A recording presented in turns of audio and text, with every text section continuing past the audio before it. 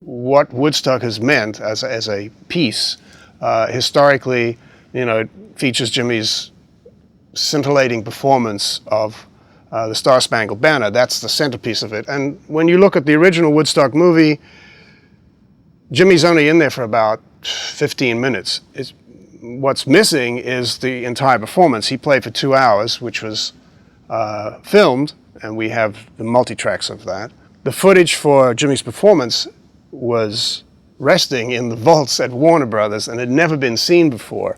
And we decided, the Hendrix family and myself, John McDermott and Janie Hendrix, this was a good time to revisit this and restore the complete performance. And as we were looking at it, there was this one shot of the stage, and there's Jimmy and the rest of the band, and then the camera pans over to the right, and we see there's this guy on the stage with a camera, a tripod, and we say, wait a minute, he's not part of the film crew. What the hell's he doing there?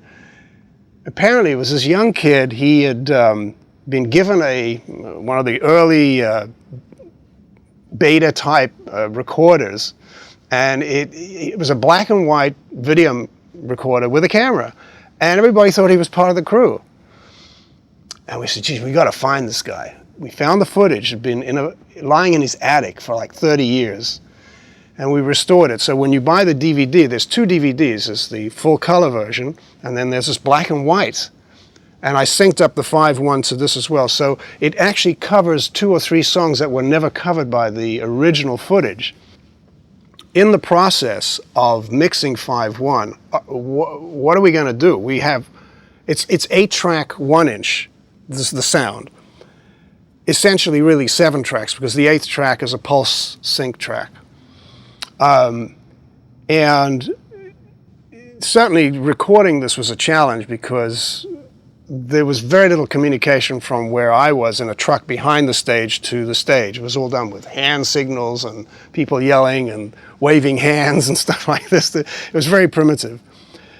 But how do you take a mono drum track, Jimmy's guitar track, a bass track, a vocal, percussion, and etc., 7 tracks of audio, and how do you make that a 5.1? The trick was to create a back wall, because essentially you're looking into the open. I mean, you have a stage and then nothing, except for the 2 towers. Now, the 2 towers contain the PA system. And so what I did was I used a 960 Lexicon and the TC6000 on a very short decay time, and crisscrossed them on the back. And I used tape delay.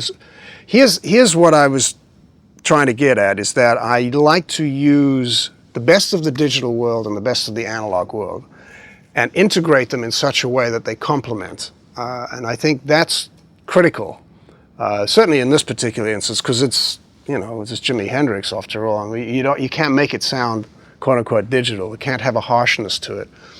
So if you're careful in melding and integrating those 2 worlds, the digital world and the analog world, it's possible to make it sound really good. And I think the results are pretty good. I'm pretty proud of it, actually.